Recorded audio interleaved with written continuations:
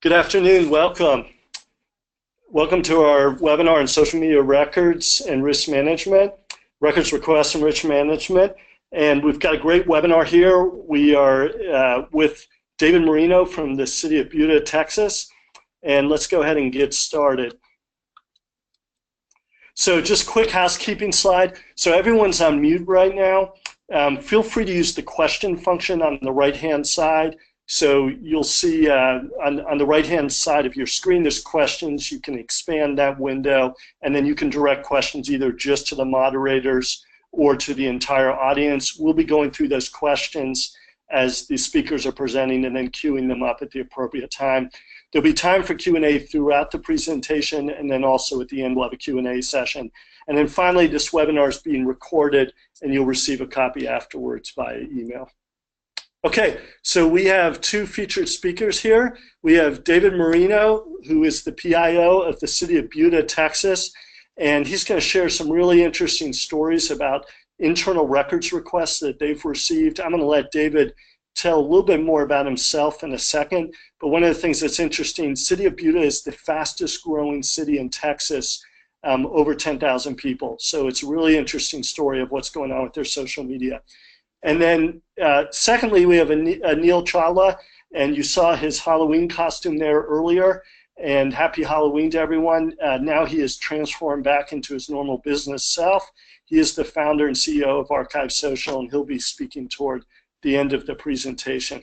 So in terms of an agenda, really what we want to cover is strategies to keep your social media stakeholders informed and happy. So this webinar is for communicators, city administrators, records keepers, all of you that are working with social media, you have a number of different stakeholders.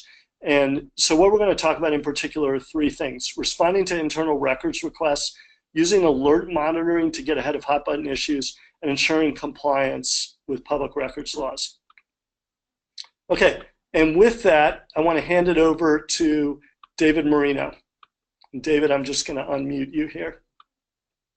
All right, thank you, Robert. First, I have to say, I wish I would have had a cool costume picture. I didn't know we were going to do costumes. That probably wouldn't have worked today, though, because I did a media interview and I would have had to change anyway. But cool costume, Anil. Anyhow, hi, everybody. I am the Public Information Officer for the city of Buda. We are just south of Austin on I-35. We're in the I-35 corridor in Hays County, and that area is exploding in growth. To tell you a little more about me, I was hired in February of 2016 as the city's first public information officer. So I am responsible for maintaining the city's social media channels, the website. I shoot and edit videos.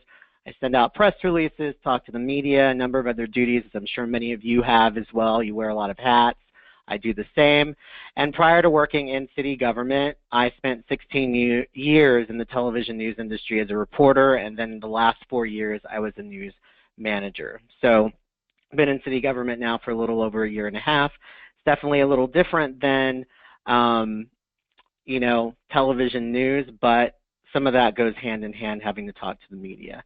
So going a little over our stats, as Robert mentioned earlier, we are one of the fastest growing cities, or we are the fastest growing city in Texas with a population over 10,000. In 2010, we had 7,295 people. You're going to have to hold on a second because there's a train going by. We are a railroad town, if you haven't figured that out, so there will probably be a few trains that will go on through this presentation, so I apologize. Blame Union Pacific for that. So 2010 census, 7,295 people. Take a look at October 2017. We have 16,428 people. So our population has more than doubled. Really, that happened in less than 7 years. The median age for Buda is 32 years old, so we have a pretty young demographic. Our average household income is $84,000, and we have a lot of parkland in Buda. This is probably one of the funnier things. We are the wiener dog capital of Texas. Every year we have a big wiener dog festival, wiener dog race, and people from all over the country come here. So if you haven't been to Buda for that, it's a pretty cool thing to see. I wasn't aware of that until I started working here. Sounds funny to a lot of people when you say that, but it's pretty cool to see that event happen every year. Okay, so let's get into our social media growth. We're, like I said earlier, in an area that is exploding in population. Hayes County, it's just amazing the growth we're seeing because people are moving north and south of Austin because they can't afford to live in Austin anymore. So when I started, we really didn't have as much of a social media presence. I mean, we had our social media channels up for the most part, but there really wasn't a lot of postings going on. So you can see in October of 2016, we had a little over 3,700 followers on our Facebook. Now we have 6,704. That's actually gone up to 6,850, I believe, now as of today. Twitter, we were 1,044. We've gone up 1,873. It's a little more than that as well today. Instagram's been a little slower. That's, as you know, pictures, but that is continuing to grow as well. And if we can move to the next slide, I'll just show you some of the different social media avenues that we use to communicate with the public. So what I just showed you earlier was just the city of Buda, Facebook, Twitter, Instagram. We also have a YouTube channel, but we have social media channels for the Buda Police Department, the Buda Public Library, Main Street Buda, which is our Main Street program, which we recently were designated a Main Street city, and then of course our Buda Tourism Department. All of those function a little differently. Tourism is obviously selling the city, and Main Street selling Main Street. Buda Police Department, they post a lot of different things, some crime-related stuff, and the library posts a lot about the program. City, we do a little of everything. So in saying that, we are really seeing an increase in our social media presence, and I'm also seeing an increase in internal records requests. A lot of times when you think of social media and request, you only think of the public, public wanting something from, or media wanting records or a public information request because they want information for a story, or the public wants information on something that's maybe controversial and they want to see all your emails exchanged. You all have probably dealt with that. But the other thing that has really come in handy with ArchiveSocial that I didn't think about when I pushed to get this was the internal records request that I receive. And that can come from anybody like city council members, your police chief, city managers, your boss. My assistant city manager is my boss. And, and being in this position, again, that wasn't something that I immediately thought of, and that's something that I've been dealing with lately, especially because we've had a few controversial things we've had to deal with and some internal issues we've had to deal with where this has definitely come in handy. And I believe in this next slide we're going to do a poll. Right, Robert? Yes, that's right, David. So we've got the poll here, and really what we want you to do is just respond. Have you received a request for social media content? So that could be from any of the stakeholders that David mentioned. It could be a formal public records request, but essentially just a request where you've had to go and provide records from your social media or content from your social media.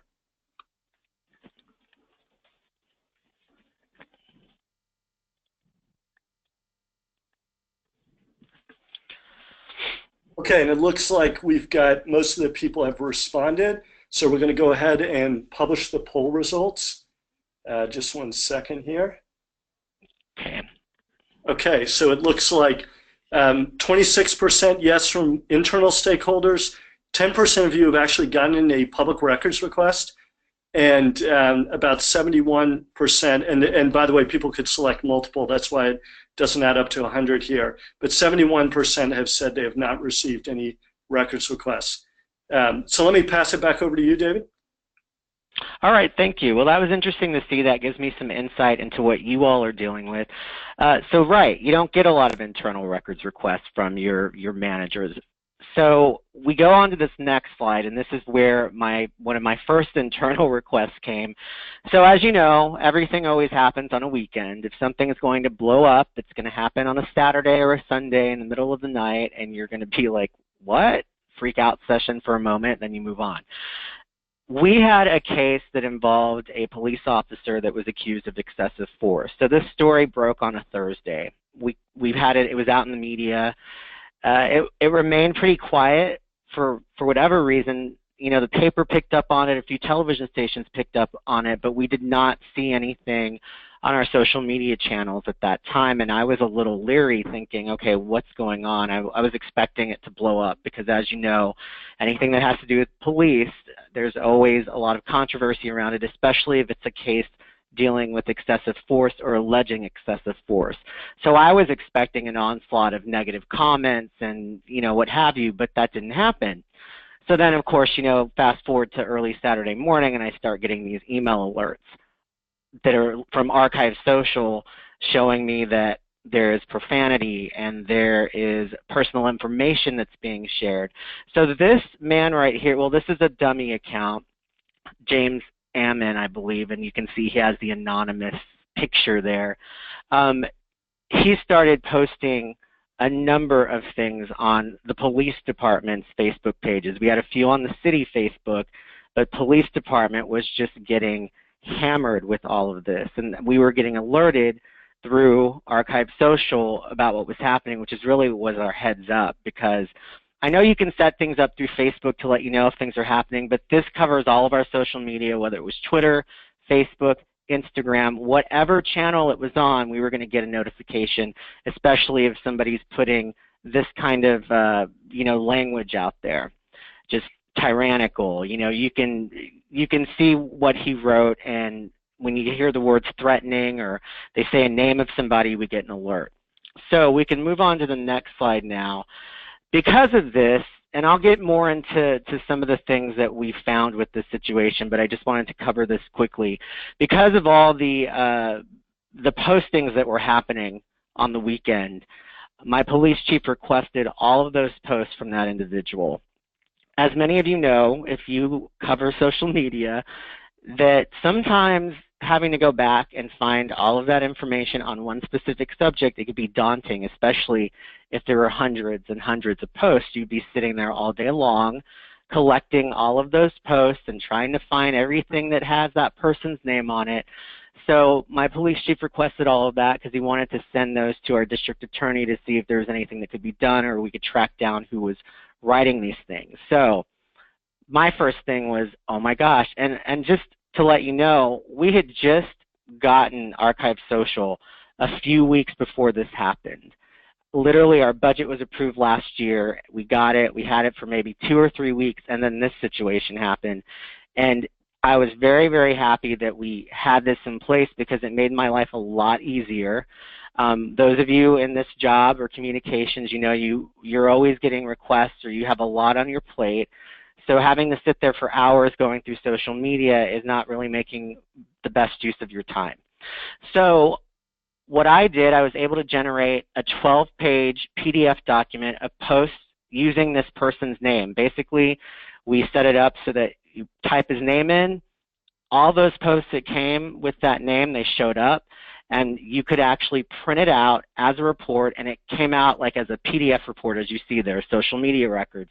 And every single post that was posted on our police our Facebook page, even our city Facebook page, came up because we were able to just generate that so quickly. It was, in fact, in less than 10 minutes, which is amazing because you all know how long it can take to go through those social media channels, especially if it's more than one.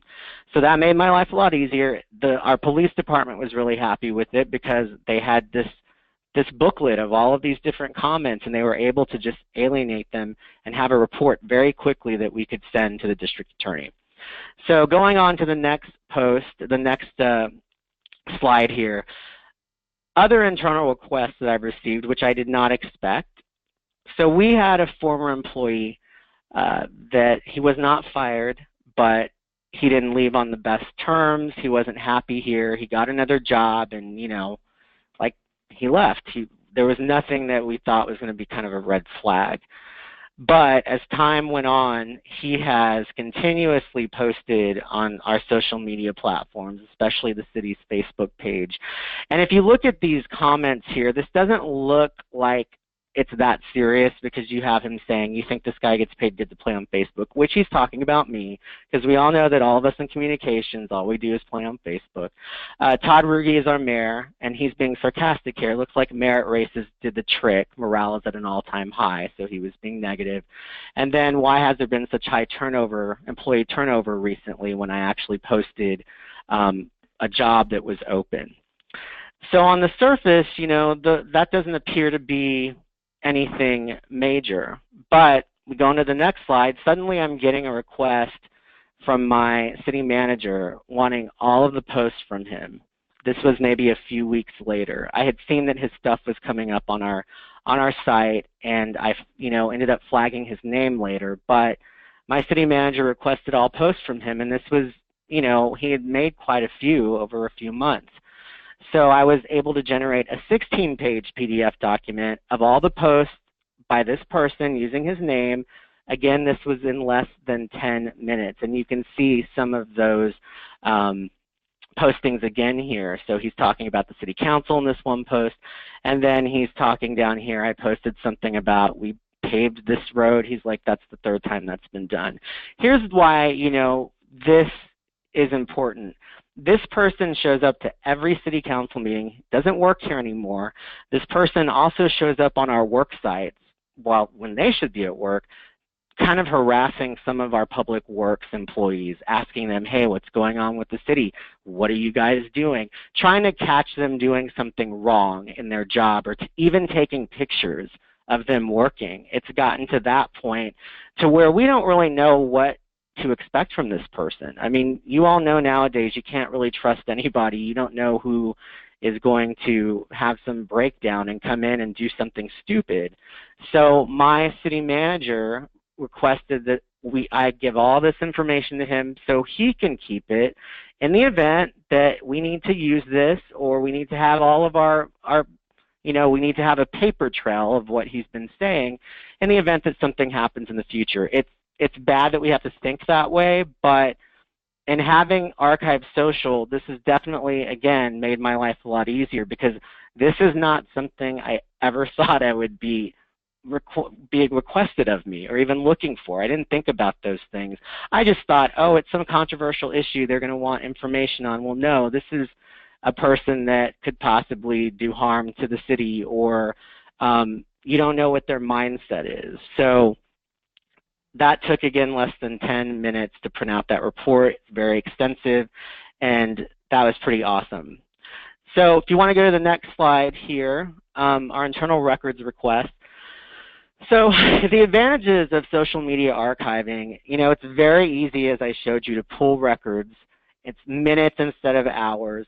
All of that information, even the stuff that's been deleted by your content users, or your followers, it can be retrieved. It's always there. There's a permanent record of it.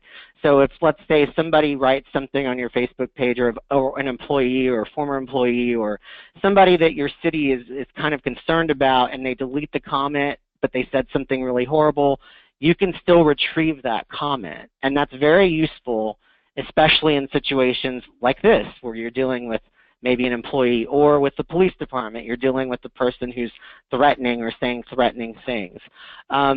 We, again, started with ArchiveSocial in September of 2016, and it's been a really great thing for us. We did not have any sort of archiving system in place for social media when I got here, and that really scared me, because the way everybody is communicating nowadays is through social media. As you know, we're all having to follow that. We're all having to post numerous things on our social media platforms. And being a young city where our median age is 32 years old, people are really following everything on social media. That is where they're at. So you can see the importance there. So moving on to the next slide, you know, what really helps with ArchiveSocial, it allows you to monitor and it actually understand your social media activity. So you know when there's a potentially hot button issue that's posted. It'll alert you, and I'll get into more of that here in a second. You'll get insight into how you can shape your social media strategy based on the things that you post now, and how the public is perceiving that, how they are receiving it, if it's positive, negative. And you know, it reinforces the value of social media. You'll see the input. You'll have something to show your city manager, your assistant city manager, a percentage to say this is how much we're using Facebook, or this is how many people posted. These are the top people that are posting on our sites. And again, the most important thing being in our jobs is to understand how the public is perceiving the messaging. So if we go on to the next slide here. As I was mentioning earlier, you know, I was talking about, you know, catching all those negative comments from specifically the police department story where we had that person posting things. You can customize your monitors so that, for instance, that guy's name was James Amon. I put that name in there and it alerted me every time he came up. So I was able to know in my email alerts, you know, that name, when that came up on our site, I was alerted. Audience insights, you can take a look at the top commenters on your pages and you can split that up as to whether they were negative posts versus positive posts from these people. Sentiment analysis is the public perception. Are they looking at you negative way, positive way, the different posts that you're putting up, how are they being perceived? That's where you can kind of tell where the hot button issues are sometimes. For instance, we're going through a fluoride election right now. If I post anything that has to do with fluoride on our sites, guess what? It's negative because people get on there and they say a bunch of negative things.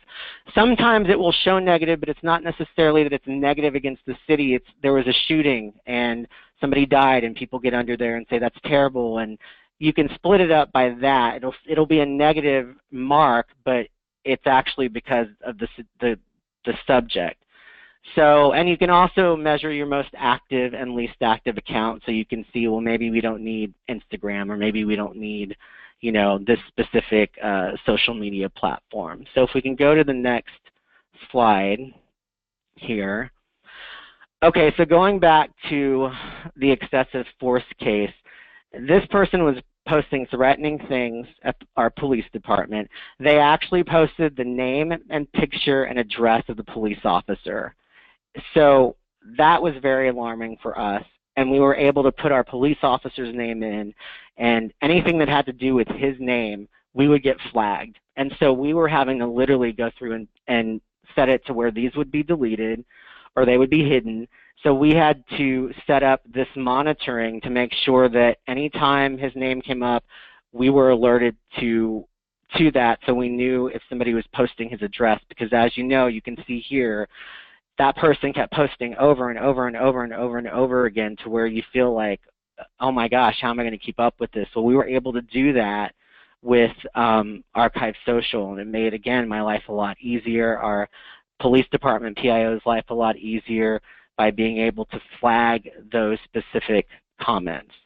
If we go to the next slide, I think I explained that. You know, let's see. If you're curious about public perception, this is where I talked about the sentiment trend. You can see that chart there. It depicts the general sentiment of your audience. So the middle there is pretty, you know, neutral. You're kind of in the middle. Green is positive, red is negative. And this is basically taking all the records that are on your social media platforms and converting them into a general sentiment trend. Now you have to take a closer look at those posts to see what exactly is getting the negative attention, to make sure it's not just the subject, or they're really mad about something the city's doing or your organization's doing. You can also split up by the top commenters that are commenting on your social media platforms, which is also good to know. You can see I put a list there. I'm one of them because I use my PIO page to sometimes post on our city page. So I find that to be a really great tool, just because it helps us keep up with who our top people are, and sometimes the people that land on that list may be someone that one of our stakeholders really wants to know that they're interested, if it's someone they think is important, or a council member thinks that person's opinion may be more important than somebody else's, even though it shouldn't be. They have like a list of the people that are our top commenters, which has come in handy as well. You can go to the next slide here. And here's an example of splitting up your posts by the most negative and the most positive. So the most positive was the Buda Bulletin, which is a weekly video report of all the city news, and that got a lot of positive, you know, comments. the most negative, and this is an example of what I was saying earlier, this isn't necessarily that people are mad at you or they're mad at something that the city or your organization is doing. This happened to be a resident that was killed walking on the train tracks. And so people underneath were putting, you know, our hearts are broken, that kind of thing. So it picked up on that negative sentiment. So you have to really look at your post to see, well, why is it negative? What is it about it? But you have a way to gauge that. You can, like, let's say you post a lot of things about a certain issue and it's always negative, then you kind of have a gauge of, okay, people really don't like this. They really aren't happy with this specifically, and it lets you divide that up. And again, that helps you shape your social media strategy moving forward, or you know what your hot topics are going to be, and you can even alert your bosses to that. Like, hey, I'm noticing this subject is really blowing up on social media every time I post something. Here is the documentation to show you, because a lot of times your bosses want proof, or they want to see something, you know, that shows them what you're saying is true. And so with having ArchiveSocial, you're able to do that. You always have the information to back you up, which is awesome. We can go to the next subject. So again, summing up, you know, this helps you alert you to hot topics, possible issues that are brewing in your area. It lets you into the insight into public perception over time or during specific events. This is another place where this is really good. Weather emergencies or any kind of emergency, all of your postings, like if you're going through a hurricane, tornadoes, and you want to go back and look at how you did on social media, you can take some of this information and actually use it for your organization and say, okay, we did this well, we didn't do this well. You can do that by judging what people are saying, or you can also just look at your own posts and see what kind of sentiment they got, and you can just kind of review everything that has to do with whatever, Hurricane Harvey. You print up everything from that in a report, and you look at what you did on social media. You look at how you conveyed that message, and internally it also helps you look at your own processes when it comes to relaying information in times of emergencies, or really anything, but really in times of emergencies you want to make sure that you're kind of doing that, what we did good, what we did bad. You can customize alerts on topics or questions, as I've told you. We did that with the names, identifies your top commenters, and again, it helps guide your social media strategy. So that is what I have, and I think I just made it in time. I think I'm a little over, but yeah, so that is my presentation, or my part of the presentation. So if you have any questions, you can let me know. Great, fantastic, David. So what we'll do, there was one or two questions that came in. We'll go ahead and reserve those to the end, and we'll kick it over to Anil now. But great stuff, David. It's great to get real-world examples of records requests and just different stakeholder demands. So I'm going to pass it over to Anil now. All right, well, thank you so much, Robert, and thank you, David, for giving us really an inside look into the issues that you face and how you were able to successfully navigate those. Definitely the kinds of the asset a lot of PIOs and agencies, communicators get within agencies related to social media. Given how important social media is, it really is a frontline communication for nearly everything an agency does today. And inevitably, somebody wants something from you in regards to what happened, and so getting a look at those internal requests was really helpful. Now, we saw a lot of the folks here have dealt with internal requests, public records requests, but a lot of you haven't yet received those. And you're listening, I'm sure, to this presentation and thinking, I can see this happening, as David explained, in these different types of circumstances. And there seem to be a lot of benefits to being able to produce records of our social media, but in government, things are tight. Budget's tight, resources are tight, and time is tight. And so how do you sift through all of the different things you could do that would be beneficial for your agency? Well, what I want to do now is dive into that and say there's all these benefits. And on top of that, let's not forget that there is that undeniable thing that you have to do, which is to fulfill your legal requirements. So when it comes to social media record keeping, the ability to produce records, you do want to leverage all of the benefits that David has as a communicator in his agency with the system that has record keeping. But to really make that business case, that it's as strong of a business case that you can make in government, you do need to go to that legal requirement, that imperative, that obligation. And so I'm going to take some time here to dive into that and give you a look at both the theoretical view of that legal requirement and also the real concrete, real-life view of it, giving you some examples. And as Robert mentioned, we are taking questions, so we do encourage you to use the questions box on the GoToWebinar console. Add your questions. We will take time at the end for those of you who can hang on to answer as many questions as we can. So before we jump directly in to this part of my presentation, we do want to understand our audience here, and we are going to run a second poll on how would your agency respond to a records request today. So we'll just take a moment here as you look at the different choices, whether it's keeping manual records so that you can then produce them, going back to the social networks themselves, using some kind of archiving solution, including a multi-purpose or a dedicated social media archive, or for those of you who are ready to be really honest with us, you just don't have a plan. Let us know that, and I can certainly gear the rest of my presentation towards the responses we're getting. So we'll just take a few more seconds here. We've got just over half the folks online responding to this poll. I want to get up to a strong majority here. So let's take just about 5 more seconds. Now's your chance to get your vote in to show us where you stand, and we can look at the whole audience and go from there. Okay, great. So I'm going to go ahead and close the poll and share those results back to the audience. And first of all, kudos to those of you who have some kind of archive in place, some kind of plan in place. And thank you for those who were transparent in their response to say, look, we don't have a plan. About 40% of you saying you don't have a plan.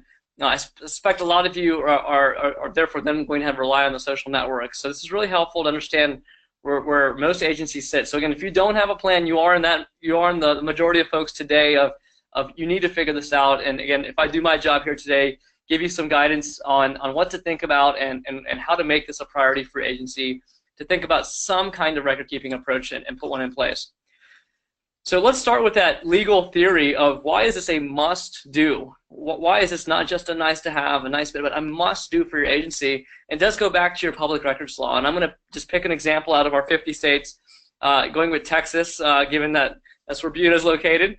And Texas, like all states, has a public records law. It has the Public Information Act, and the law in Texas, just like other states, was written several decades ago. It was written before email, before all the technology that we have today, but it was written in a very open-ended fashion. And basically, every records law that you look at in the country is fundamentally the same in terms of the intent.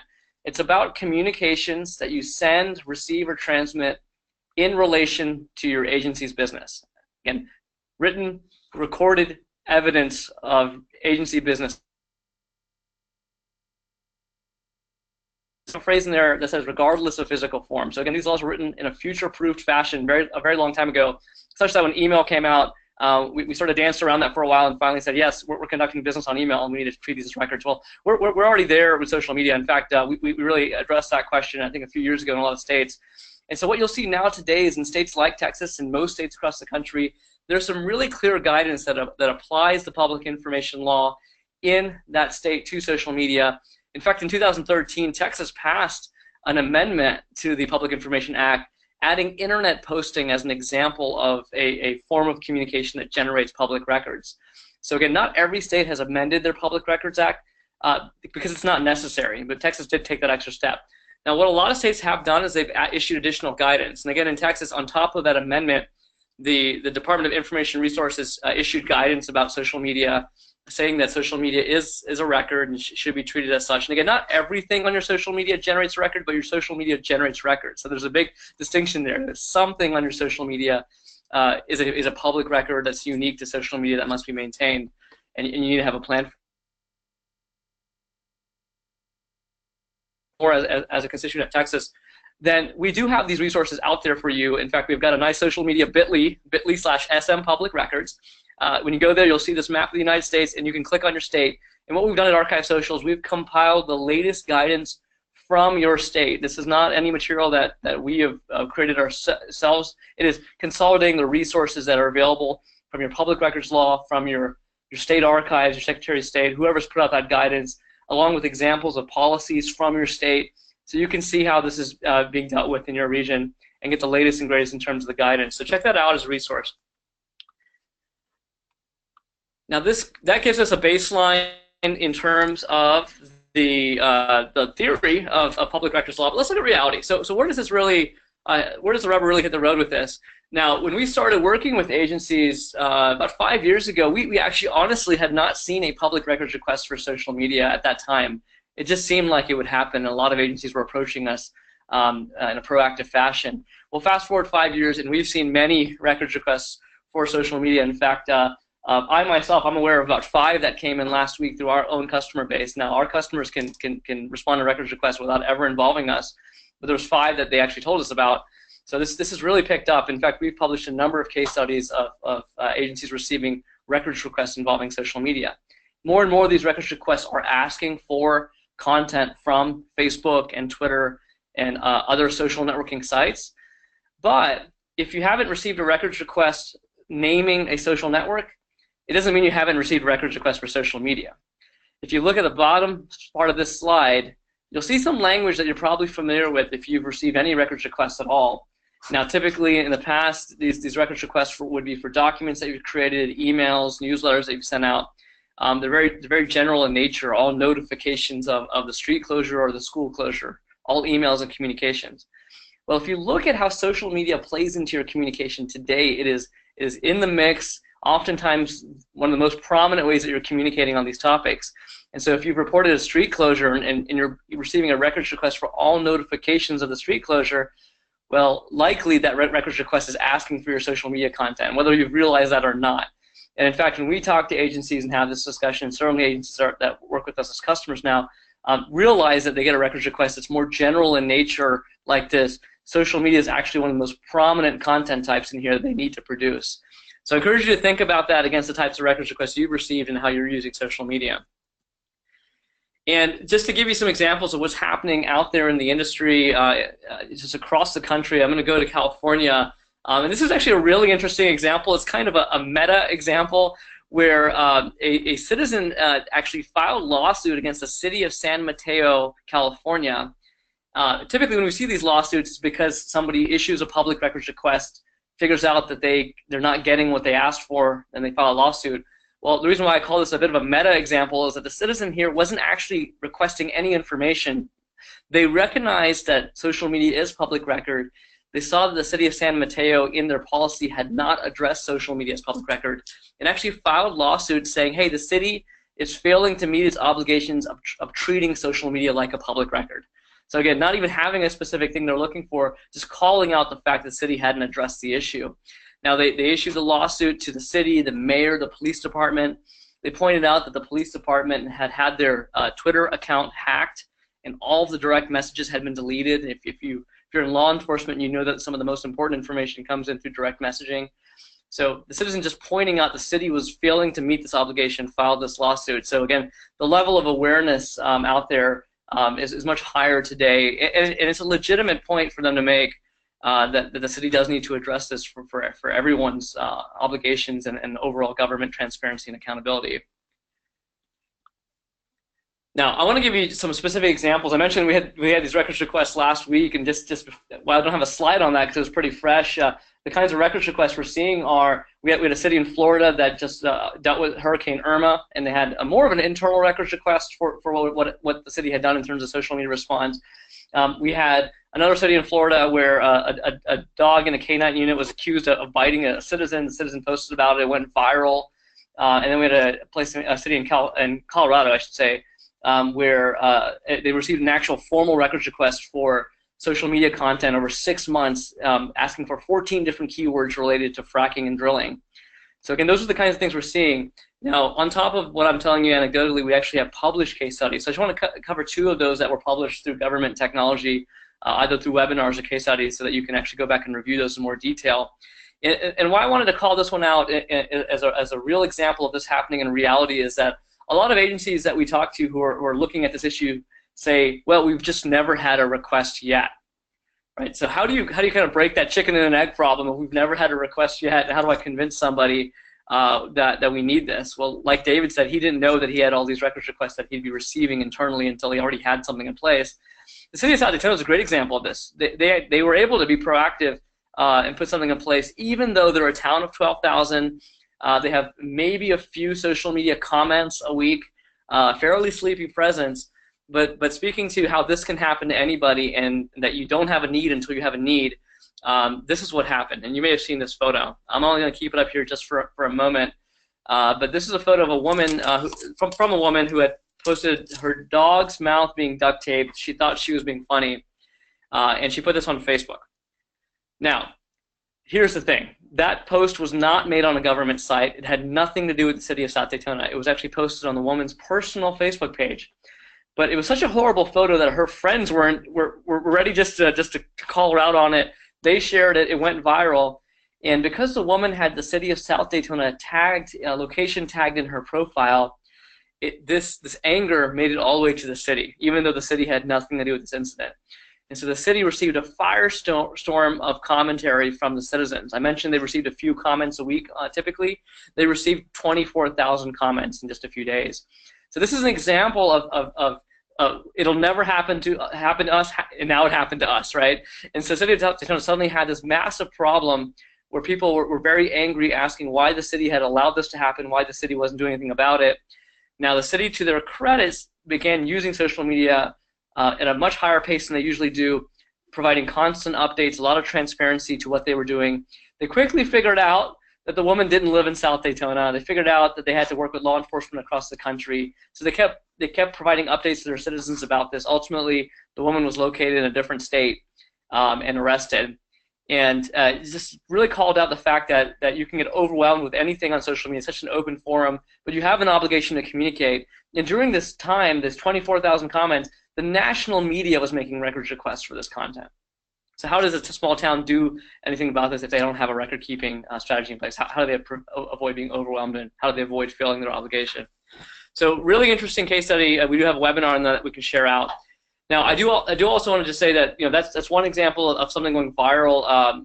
Maybe not at that scale, but a lot of folks have seen controversies. One of the biggest areas where we're seeing controversy today is with First Amendment type issues, where citizens are posting their own opinion on things. Maybe they're being critical, and then someone in your agency removes that content, or either deletes it or hides it, and then it leads to a First Amendment claim. And this is a really big deal because if you don't have a clear policy on this in place and you're not enforcing it consistently, it can get you in a lot of hot water. You might have to shut down your social media presence, or as we see in some of these cases, like the Beech Grove example here, the ACLU is now getting involved. So some really powerful groups are really getting behind these types of controversies and these requests. So you have to be careful with that. I do have another case study on Margate, Florida. Just given time, I'm going to go through real quick, but this is a case study that involved someone saying that they were being censored unfairly on social media. They actually issued a records request to the city of Margate, Florida, asking for all deleted was, hey, Margate, you're censoring me and you're treating me unfairly, so show me how you're hiding and removing everybody else's comments. And we've actually seen this records request multiple times. So if you at all are hiding or removing content, as you have the right to do with good policy, this is a kind of records request that you might see. And so again, Margate was fortunately in position with an archive to be able to instantly respond and really shut the door on that issue so that it didn't become a bigger problem. So all that said, I've given you the legal theory, glimpse at some of the reality. We've got a lot more that we can tell you, probably out of band. If you're interested, you can talk to us here at ArchiveSocial, and we can share a lot more of what's happening, including records requests in your own state. But what I want to do is I want to close this out and make sure we have some time for questions. I'm going to leave you with this challenge, which is, let's go back to that poll question. How would you respond to a request to produce records of your social media site if you received one today? If you received one for that road closure that happened 6 months ago that you communicated about during some bad weather, if you received one for deleted content and hidden content across your social media for the last 6 months, or like that Colorado example that I gave you, whatever the issue is that's important in your jurisdiction, if you receive that records request across all of your social media channels, Instagram, YouTube, Facebook, Twitter, related to 10 to 20 different keywords, how would you respond to that records request today? And that is a really important question if you're at all involved with your social media, involved with public information, involved with records management for your agency. Now, a lot of folks, I think, today would say, well, we'd go back to the social network. Well, the question is, can you actually do that?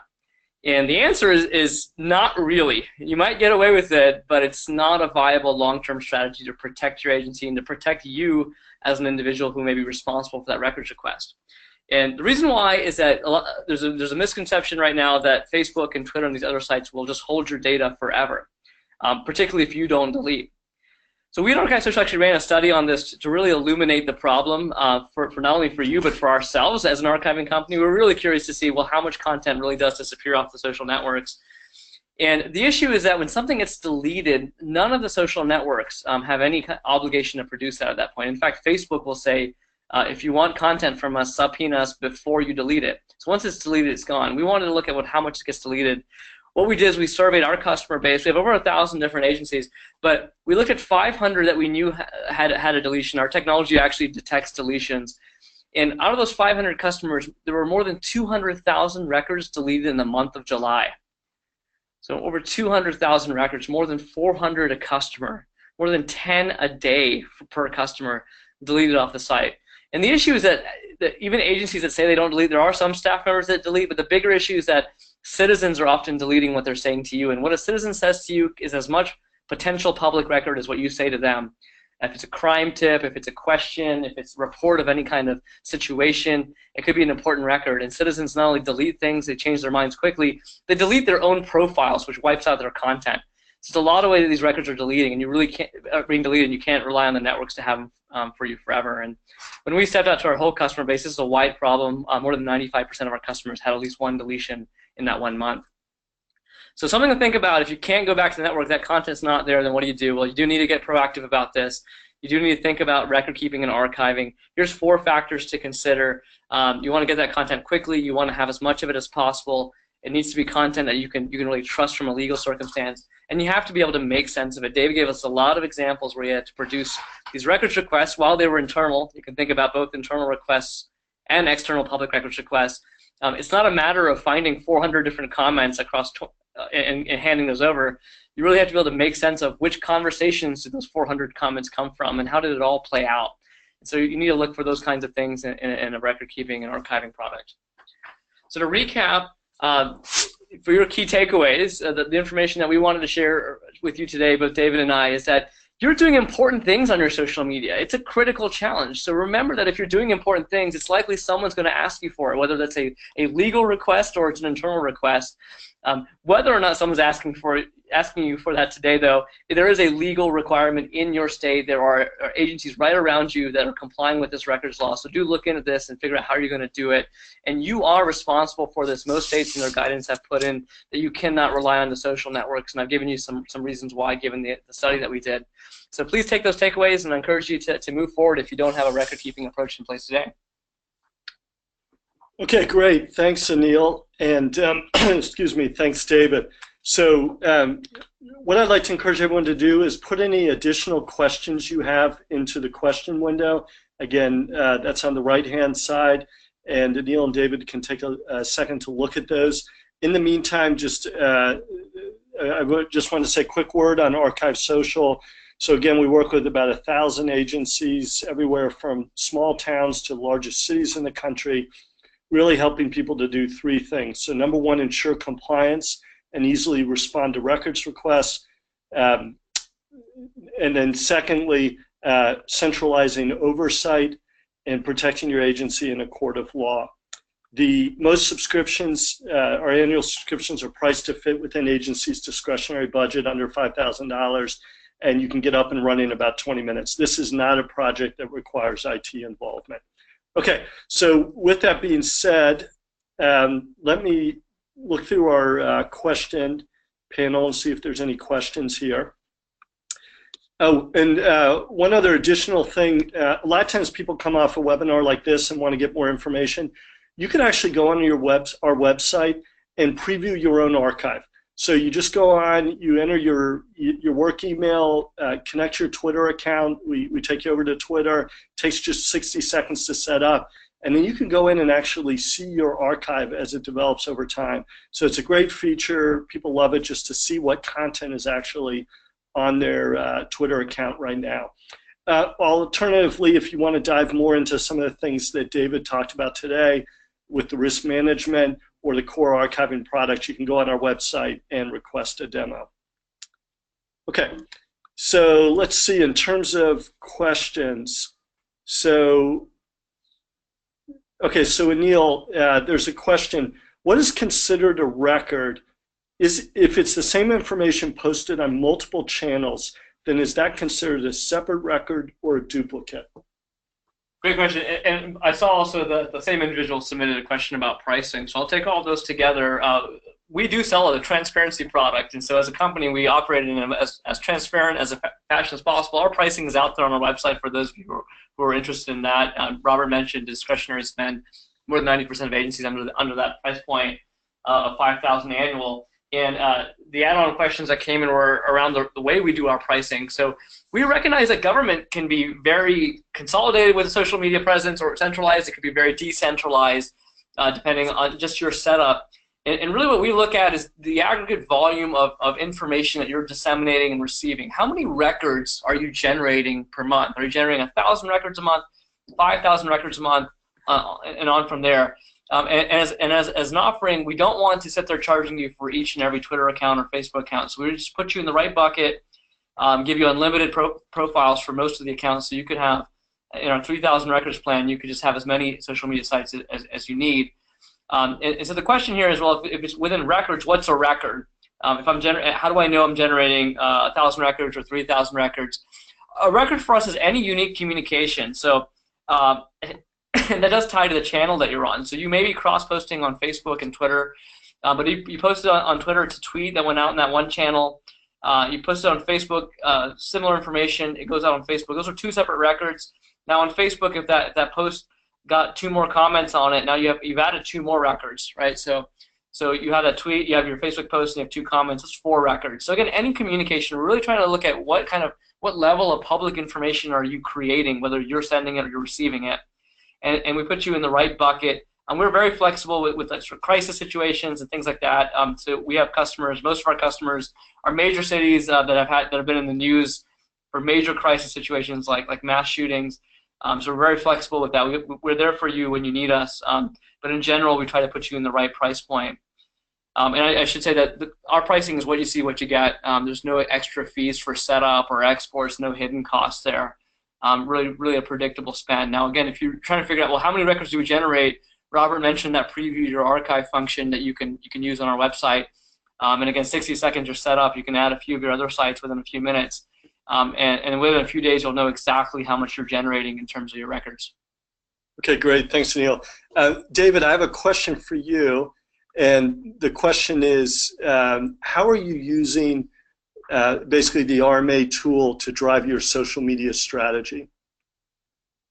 Well, as I was saying earlier, for me, it gives me insight into like what kind of sentiment I'm getting with each post. You know, like for instance, like with my Beauty Bulletin, right? That got a lot of positive remarks, and that was recently something I just put into place. So it kind of shows you sometimes some of the things that are working, some of the things that are not working, and that strictly is social media. That bulletin, it's a video that I produced specifically for social media. So when you see that kind of thing, you see the remarks and those kind of things that come across, and you're able to measure that, that helps you know, well, that's working, or at least it appears that that's working from the different comments I'm getting. Also, I like to look at my social network usage, like how much am I on Facebook versus Twitter? How much am I on Twitter versus Facebook versus Instagram? And it will split your, like the percentage that you spend, it does it like in a pie graph of each social media platform and how much time you're spending on each. So for me, that's even helped me, you know, figure out, well, maybe I should spend a little more time on Twitter. I mean, I do post a lot on Twitter and Facebook, but sometimes I neglect Instagram. And so you can see, you know, how much time you're spending, and you may not realize that when you're doing it. You know, when you're in the middle of your workday and you're just posting things because you've got to get things out, you're trying to get things done, you're not thinking, oh, the percentage that I was spent on Facebook today was, you're not thinking about that, or Twitter. You can do a monthly report that shows you, and I actually use this. We have a report we have to put together every month, all of us as the directors, and we have to present that. That's then presented to council so they can look through it and see what you did through the month. Well, I use that because it allows me to show I did this much, I spent this much time here. It also just helps overall letting your bosses know that you're showing them that social media is working, you know, and that kind of does help push your strategy forward with them, and it gets buy-in from them. Because sometimes if you're dealing with people in your city government or on your city council that maybe they're older or they don't really know a lot about social media or they're not with what's happening today, they always want something you can show them. And for me, that's where this comes in. It's very helpful. If you get pushback from your city manager or somebody that really isn't into social media, they think it's not important, well, you know, this is a way to kind of show them, well, yeah, it is. It's really important. You know, when I got ArchiveSocial, when I pushed for it, we didn't have it, and I did have to convince people that, look, in the future, we're going to have to really, we need to be archiving now, and we're going to be getting requests in the future, and if something happens, because none of us are immune to it, everywhere you live, there's the potential of something huge happening that will be a nationwide story, especially these days with everything that's going on in the news and the things you've seen with the shootings. So that is why this tool is so important for me. And even though Buda wasn't, when I got here, it's, you know, people think, oh, it's a small town, but we're in the Austin Metroplex. So I get, you know, requests from Austin media.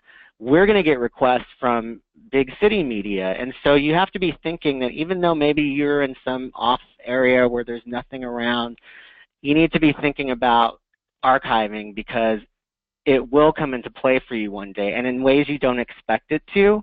For me, it's the same. I didn't expect internal requests for things. So I was like, what, for an employee? So just think that way. And going back to driving social media, it just helps me keep measure of what I'm doing. It helps show me who our top commenters are. It helps show what's working, what posts are working, what do people want to hear about, like what is a hot button issue, and that does help drive your social media because then you know what posts are going to get a lot of attention and it helps drive up your traffic. And so that's how I use it. I hope that answered your question. Okay, great. Thanks, David. Well, I know we're right up against the hour here. So a big thanks, David, for sharing your insights there, and Anil. And afterwards, for everyone here, we're going to send out an email with the recording of the webinar. If you have any follow-up questions, you can just respond to that email if there's any resources we can help you with. So again, thanks everyone for attending, and thanks for our speakers. Have a great Halloween. Cheers. Thanks.